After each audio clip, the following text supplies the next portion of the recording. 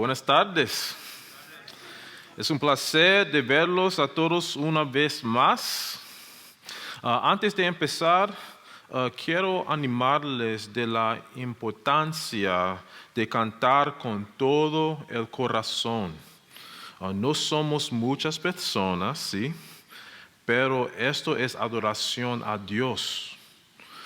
Debemos cantar en una manera que le complazca y que nos anime a los demás. Así que la próxima vez cantemos con más energía y corazón. ¿Amén? Ok, amén. Y bueno, ya les dije antes, cuando pasamos por la Trinidad, que podríamos continuar o no. Espero que esos 2 sermones les fueron útiles y un buen resumen de la Trinidad. Pero esta tarde comenzaremos una nueva serie, los fundamentos. Y tengo algunas razones para seguir con esto. En primer lugar, hay algunos de ustedes aquí que son bastante nuevos en nuestra iglesia. Y esta será su primera oportunidad de escuchar estas verdades predicadas en su lengua materna. En segundo lugar, creo que será un comienzo útil para nuestra obra en Dajabón. Los que se reúnan allá necesitarán una buena base doctrinal. Y en tercer lugar, creo que es un buen uso de mi tiempo. Aunque estos sermones serán propios, utilizaré la misma serie del pastor Mark como guía. Voy a reutilizar muchos de los ejemplos y citas que él utilizó. También me ayudará a aumentar mi uso del vocabulario cristiano en español. El primer sermón de nuestra serie es el fundamento de la reforma. El fundamento de la reforma. En él repasaremos las 5 solas de la reforma. Oro para que sea una bendición para ustedes y vamos a orar juntos. Oremos. Padre del cielo, tú eres santo. Que todos tus propósitos se cumplan.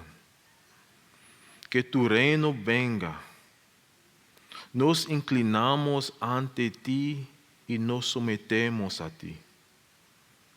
Padre, te pedimos que abras nuestros ojos y nuestra mente a tu palabra. Haz que la amemos y la obedezcamos. Ayúdanos a ver al Señor Jesucristo en ella, porque ellas dan testimonio de Él. Somos débiles y pecadores, Padre. Por favor, ten piedad de nosotros. Ayúdame a predicar tu palabra con fidelidad y exactitud. Que la predicación esté asistida por tu Espíritu Santo. Por favor, ayuda a los presentes a escuchar fielmente la predicación. Ayúdales a escuchar sin distracción. Por favor, bendícelos en ello. Que reciban la palabra con alegría. Que te obedezcan con alegría. En todo te pedimos que tu nombre sea glorificado. Que el nombre de tu Hijo Jesucristo sea glorificado. En el nombre de Jesús oramos. Amén. Es muy común que los cristianos celebren la reforma protestante. De hecho, nos llamamos bautistas reformados. Pero podrías preguntarte, ¿qué es la reforma? ¿Qué es la reforma? Algunos piensan en la reforma como un acontecimiento que ocurrió en la historia y que recordamos. Pero la reforma no es un único acontecimiento. De hecho, es un movimiento. Un movimiento que sigue activo hoy en día. Un movimiento que cambió la cultura occidental durante siglos. De hecho, se puede argumentar que la iglesia siempre se está reformando. Cada vez que una falsa enseñanza se afianza, debe producirse una reforma. Debe producirse una corrección. Aunque la reforma no es un acontecimiento único, hay algunos acontecimientos muy importantes. Y cuando pensamos en la reforma protestante, solemos pensar en un acontecimiento muy especial. Este acontecimiento implicó la obra del Señor en un hombre llamado Martín Lutero. El Señor estaba trabajando en muchos hombres antes de él. Hombres como Juan Wycliffe y Juan Hus. Pero no fue hasta que llegó Martín Lutero que vimos el progreso realizado.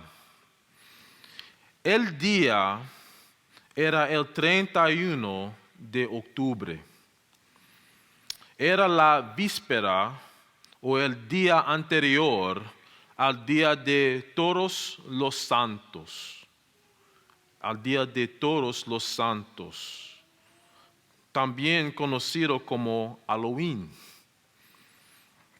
Mucha gente iría a la iglesia de Wittenberg, Alemania, para ver sus 19,000 reliquias, trozos de pelo de María, trozos de la cruz, trozos del pesebre y muchas otras reliquias falsas. La gente venía a venerar o reverenciar estas reliquias. Esto se debe a que se les prometía 100 días de descanso del purgatorio por cada una de ellas. Eso era un gran problema.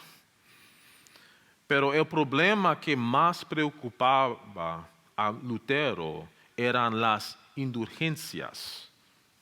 Para los católicos romanos, una indulgencia es una forma de reducir la pena por tu culpa en el pecado.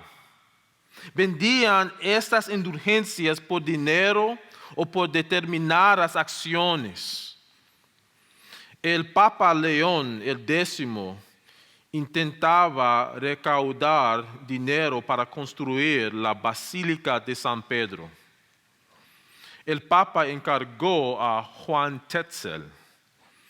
La famosa frase de Tetzel fue: tan pronto caiga la moneda a la cajuela, el alma del difunto al cielo vuela.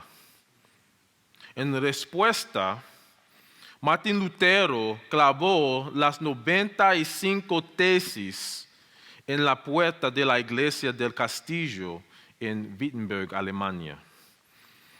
Esas 95 tesis eran una reprimenda y una llamada al debate. Él buscaba la reforma. Y mediante este acto, el Señor permitió que la verdad del Evangelio se extendiera por toda Alemania. y posteriormente por toda Europa occidental y ahora en muchas partes del mundo. Podrías decir, bueno, eso está bien, pero ¿por qué hablamos tanto de algo del pasado? ¿Es esto una lección de historia de la iglesia? Voy a responder a tu pregunta con tres razones. ¿Por qué es bueno que consideremos la reforma? En primer lugar, honra al Señor considerar sus obras en la historia. Por favor, vayan conmigo a Salmo 44. Salmo 44, del versículo 1 al 8. Salmo 44, del versículo 1 al 8. Dice, oh Dios, con nuestros oídos hemos oído. Nuestros padres nos han contado la obra que hiciste en sus días, en los tiempos antiguos. Tú con tu mano echaste fuera las naciones, pero a ellos los plantaste. Afligiste a los pueblos, pero a ellos los hiciste crecer. Pues no fue por su espada que tomaron posesión de la tierra, ni fue su brazo el que los salvó, sino tu diestra y tu brazo y la luz de tu presencia, porque te complaciste en ellos. Puedes ver que el salmista no es un mero historiador. Es alguien que mira hacia atrás como un santo y ve la gloria de Dios en la historia. No se limita a recordar la historia. Está recordando al Señor. Continuemos en el versículo 4. Tú eres mi rey, oh Dios. Manda victorias a Jacob. Contigo rechazaremos a nuestros adversarios. En tu nombre pisotearemos a los que contra nosotros se levanten. Porque yo no confiaré en mi arco, ni me podrá salvar mi espada. Pues tú nos has salvado de nuestros adversarios y has avergonzado a los que nos aborrecen. En Dios nos hemos gloriado todo el día. Por siempre alabaremos tu nombre. Selah. Observa cómo el salmista se anima. La obra de Dios en el pasado refuerza su propia fe. Hace que no confíe en su propio arco ni en su propia espada. Confía en el Señor y se glorifica en el nombre del Señor. Es casi como ver al Señor obrar en tu hermano o hermana en nuestra iglesia. Nos anima y fortalece nuestra fe. Nuestro ánimo no viene de la historia, viene del Dios de la historia. La segunda razón por la que esto es tan importante es que el corazón de la reforma es tan necesario en el día de hoy. Necesitamos tener la misma audacia.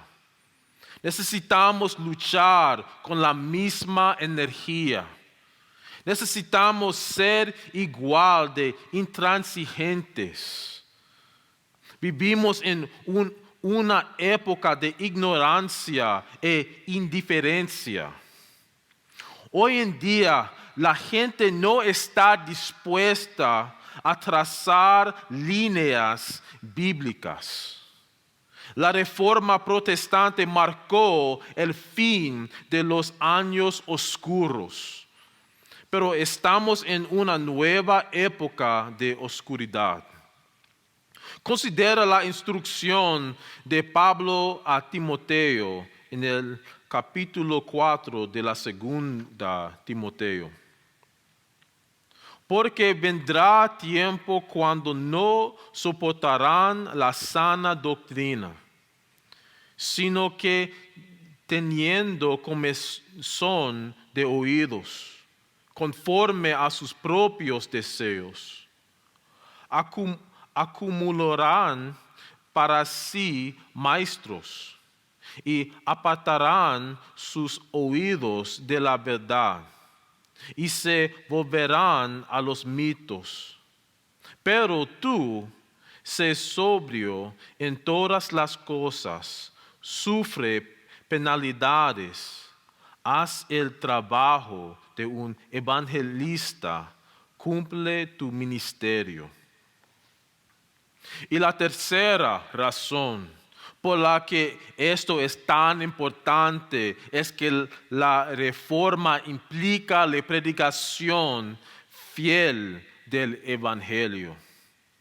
Vivimos en un tiempo de hambruna similar a lo que el Señor dijo a través de Amos, donde dice en el capítulo 8, vienen días, declara el Señor Dios, en que enviaré hambre sobre la tierra. No hambre de pan, ni sed de agua, sino de oír las palabras del Señor. La gente vagará de mar a mar y del norte hasta el oriente. Andarán de aquí para allá en busca de la palabra del Señor, pero no la encontrarán.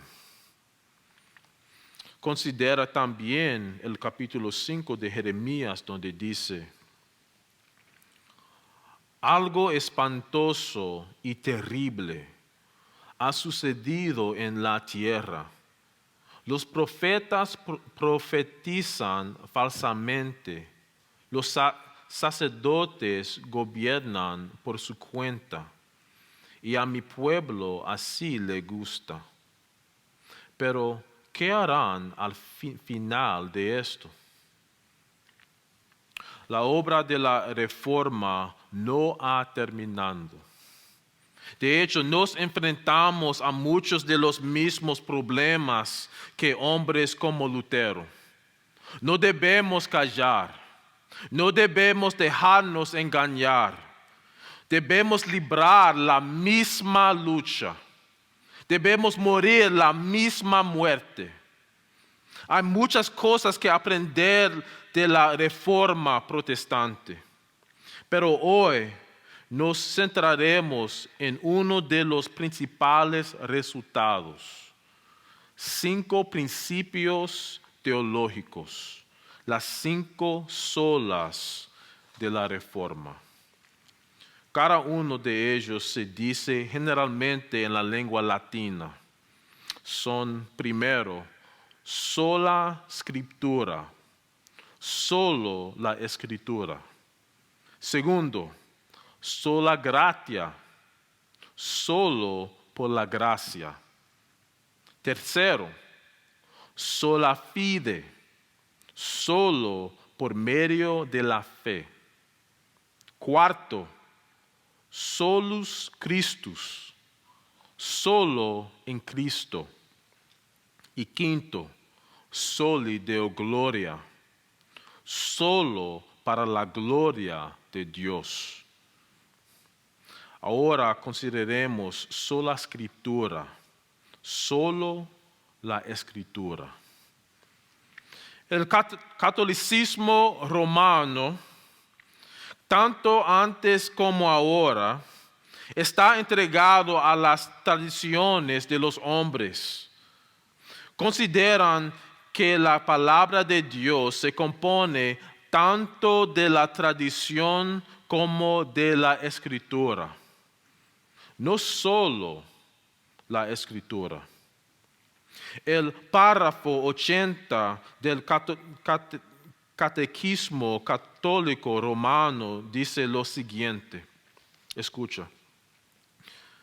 La tradición y la Sagrada Escritura están íntimamente unidas y compenetradas, porque surgiendo ambas de la misma fuente, se funden en cierto modo y tienden a un mismo fin.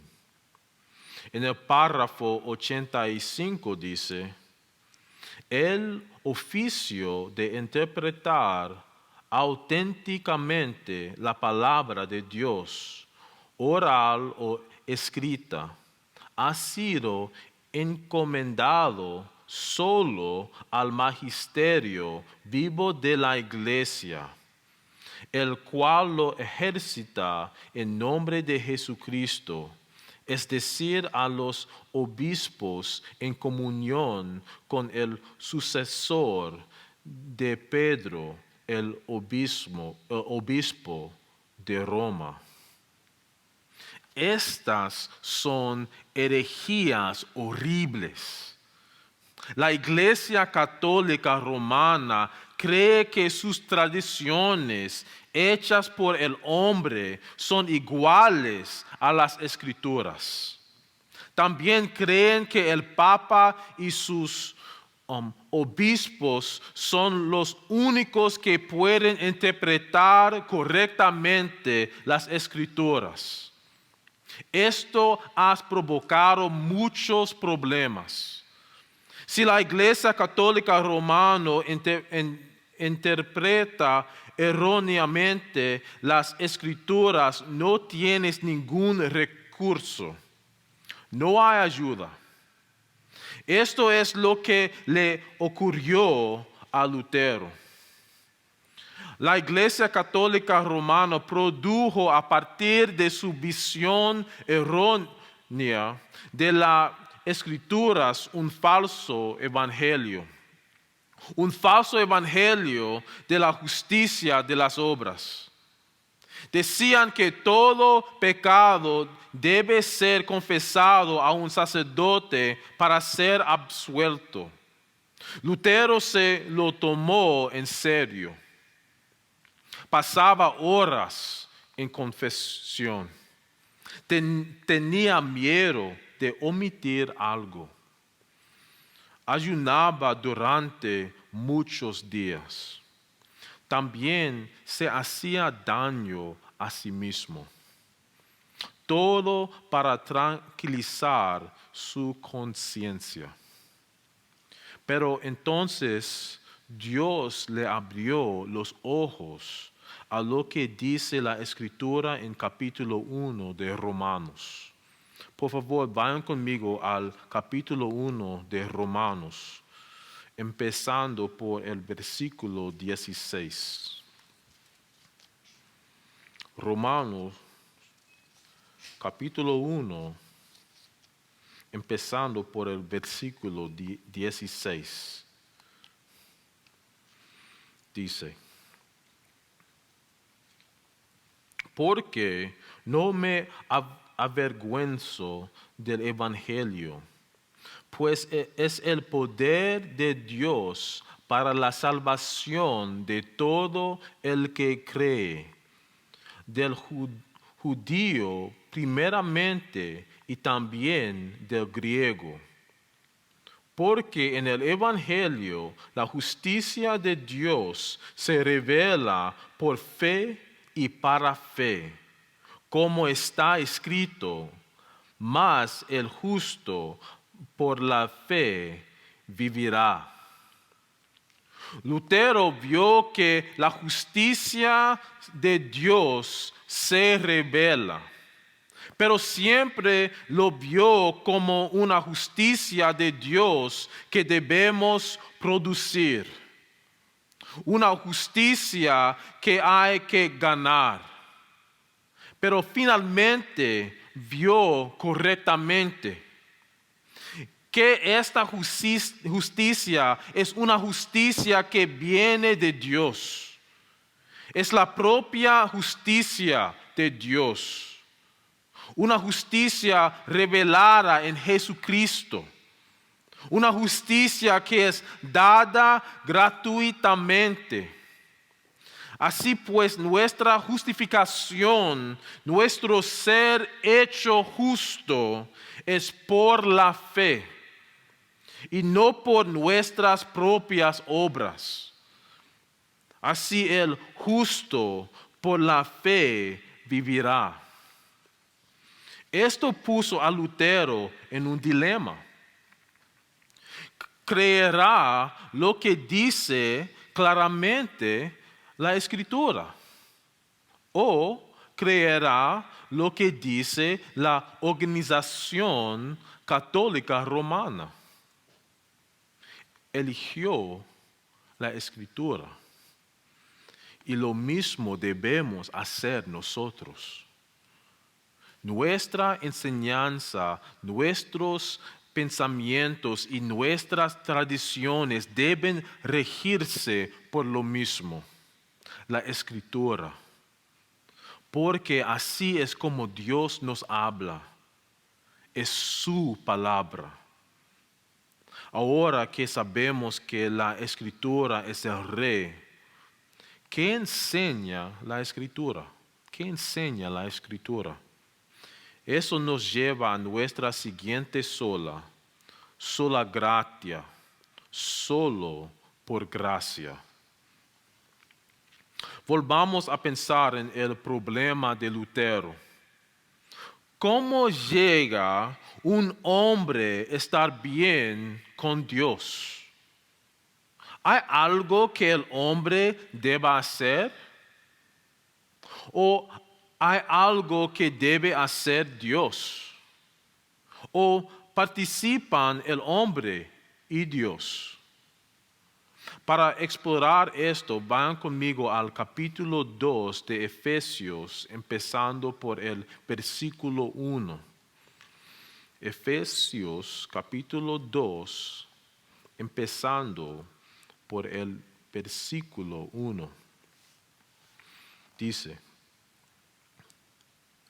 y Él les dio vida a ustedes, que estaban muertos en sus delitos y pecados, en los cuales anduvieron en otro tiempo según la corriente de este mundo, conforme al príncipe de la potestad del aire, el espíritu que ahora opera en los hijos de desobediencia. Entre ellos también todos nosotros en otro tiempo vivíamos en las pasiones de nuestra carne, satisfaciendo los deseos de la carne y de la mente. Y éramos por naturaleza hijos de ira, lo mismo que los demás. Pero Dios, que es rico en misericordia, por causa del gran amor con que nos amó, aun cuando estábamos muertos en nuestros delitos, nos dio vida juntamente con Cristo. Por gracia ustedes han sido salvados. Así vemos que todos los hombres están muertos aparte de Cristo. No débiles o heridos, sino muertos, hijos de la ira. Y vemos en el versículo 5 que la nueva vida solo llega por gracia. Veamos un poco más a partir del versículo 8. Dice: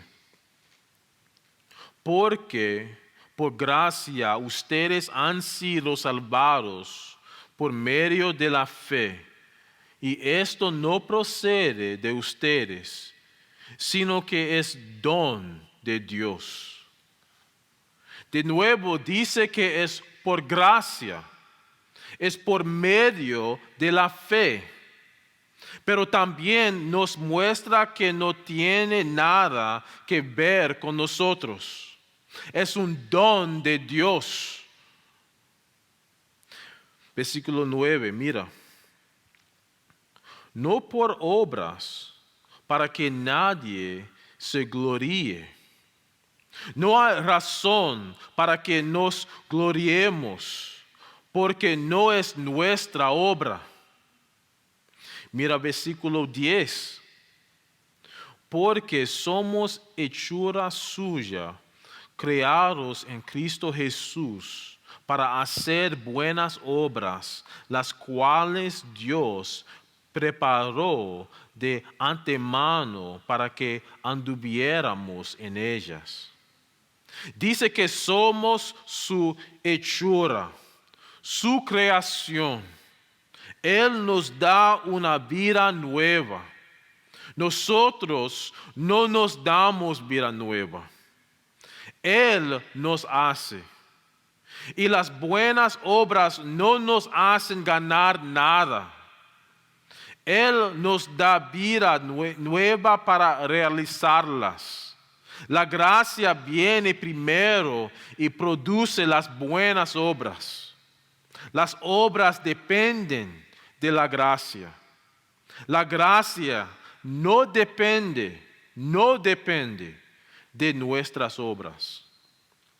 Entonces, ¿qué pasa con esta fe?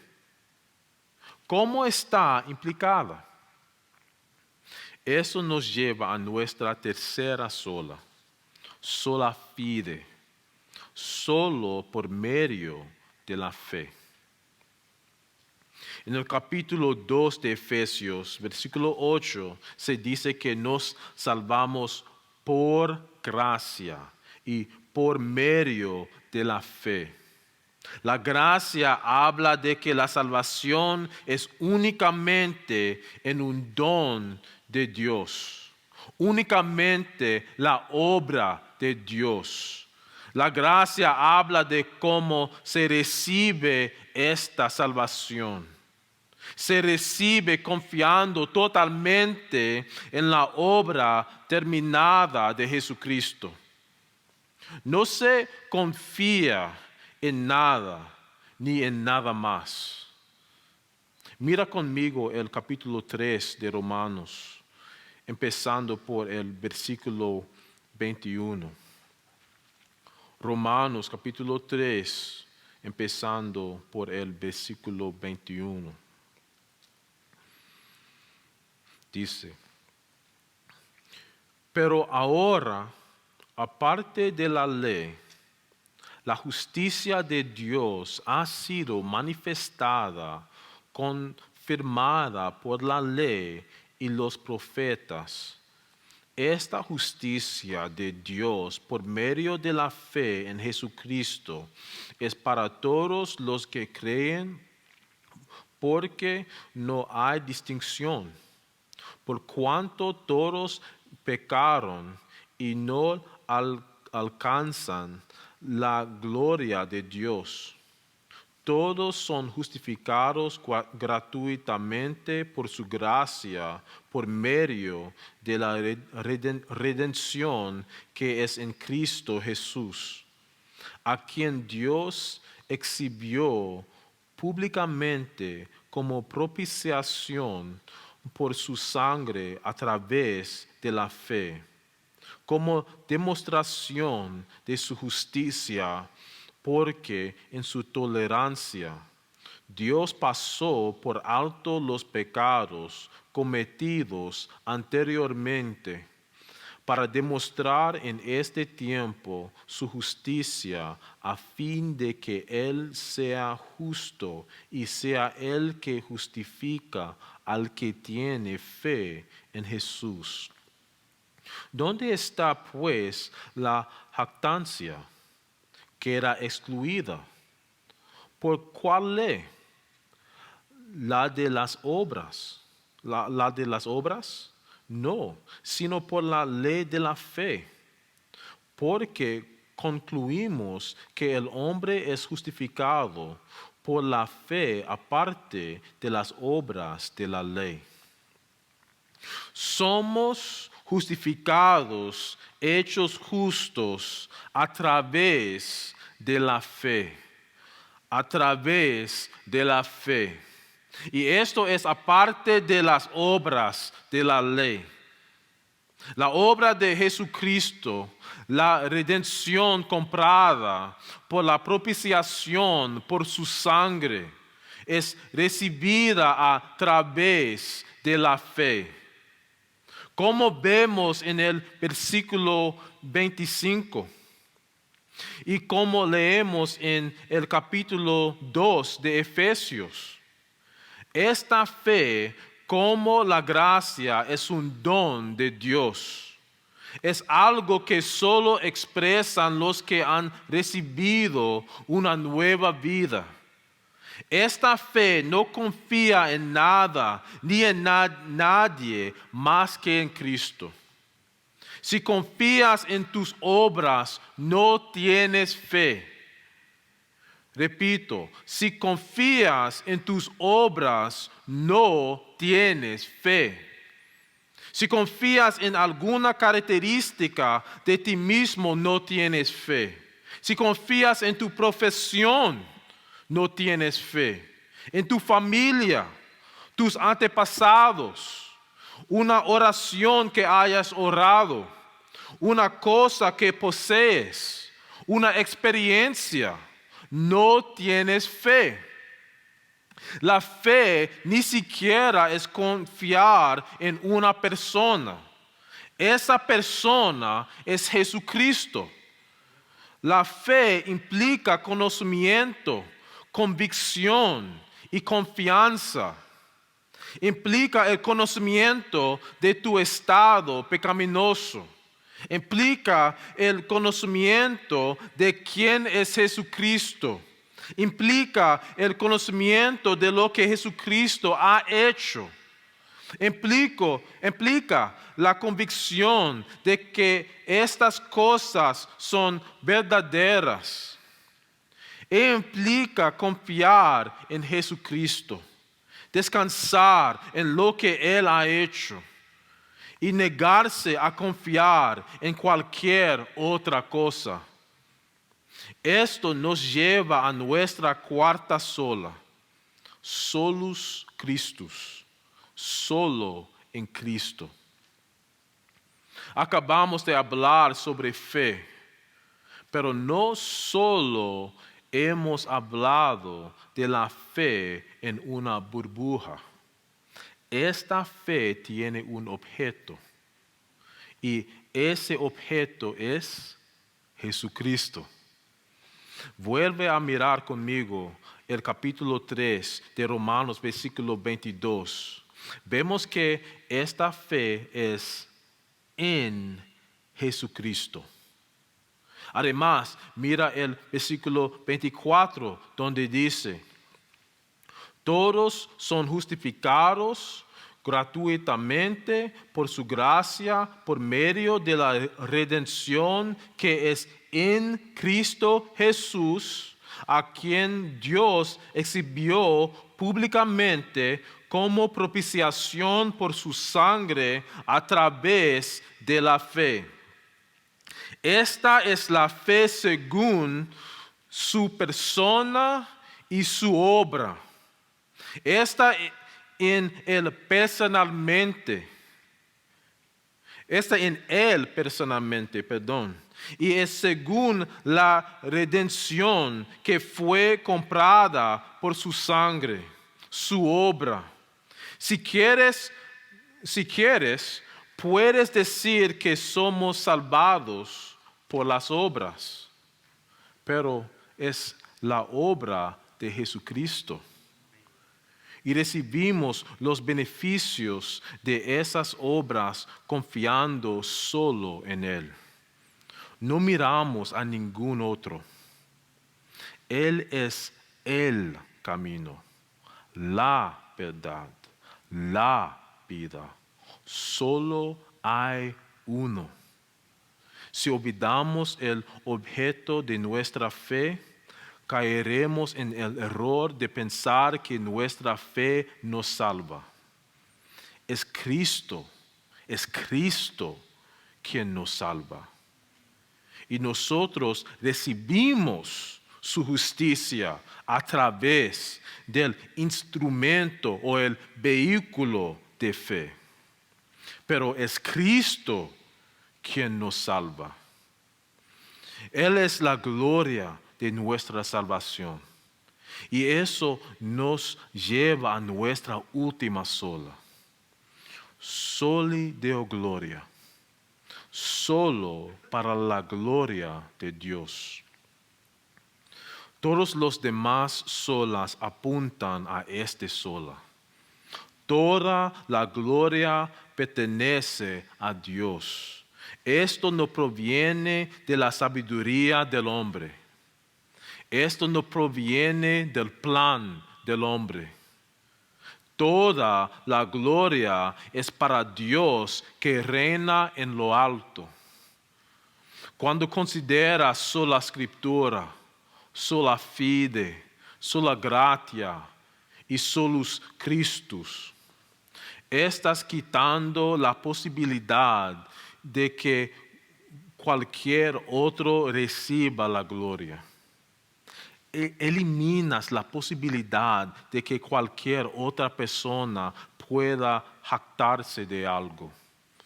La gloria de Dios brilla con fuerza. Y si eres un cristiano genuino, te hace regocijarte. Entonces, ¿cómo te afecta esto? ¿Cómo te afecta esto? ¿Cómo cambia esto el lunes para ti? Los 5 solas te dan un propósito. Te muestran de quién dependes para todo lo bueno. Te muestran para quién has sido creado. Si comprendes estas verdades, afectará a todo lo que hagas. Desde las tareas más mundanas hasta las más grandes. Cambia tus objetivos en la vida. Te anima a soportar el sufrimiento. Te humilla en tus éxitos. Cambia tu forma de pensar sobre el matrimonio. Cambia tu forma de pensar sobre el trabajo. Y sobre todo, cambia tu forma de pensar sobre estar bien con Dios. Si no eres cristiano, dale a Dios la gloria y confía solo en Jesucristo hoy. Si eres cristiano, da gloria a Dios y sigue confiando hoy solo en Jesucristo. Y glorifícalo en todo lo que hagas.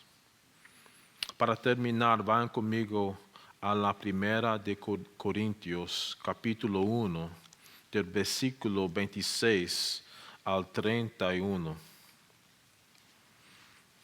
La primera de Corintios, capítulo 1, del versículo 26 al 31. Dice: Pues consideren, hermanos, su llamamiento. No hubo muchos sabios conforme a la carne, ni muchos poderosos, ni muchos nobles, sino que Dios ha escogido lo necio del mundo para avergonzar a los sabios. Y Dios ha escogido lo débil del mundo para avergonzar a lo que es fuerte. También Dios ha escogido lo vil y despreciado del mundo, lo que no es, para anular lo que es, para que nadie se jacte delante de Dios. Pero por obra suya están ustedes en Cristo Jesús, el cual se hizo para nosotros sabiduría de Dios y justificación, santificación y redención, para que tal como está escrito, el que se gloría, que se gloríe en el Señor. Toda la alabanza, el honor y la gloria al único Dios verdadero. Amén. Vamos a orar. Padre nuestro que estás en el cielo, que recibas la gloria por nuestra salvación, que tu Hijo engendrado por ti y el Espíritu Santo que procede de ti sean también glorificados. Solo en ti encontramos la salvación. Solo vemos en la verdad de las Escrituras. Es solo por tu gracia. Es solo por la fe. Y esa fe es solo en tu Hijo nuestro Señor Jesucristo. Todo ello solo para la gloria de Dios. Padre, por favor, ayúdanos a entender esto. Ayúdanos a vivir según tu gloria. Ayúdanos a recordar que somos tuyos. Por favor, salva a los que no se han salvado. Ayúdales a ver que hay salvación en Cristo. Para los que se han salvado, haz que se gloríen en Cristo. Ayúdales a no caer en pensamientos falsos. Ayúdales a mirar con humildad lo que has hecho en sus corazones con alegría y que sepan que es tu obra. Toda la alabanza, el honor y la gloria para ti, Padre, y a tu Hijo y al Espíritu. En el nombre de Jesús oramos. Amén.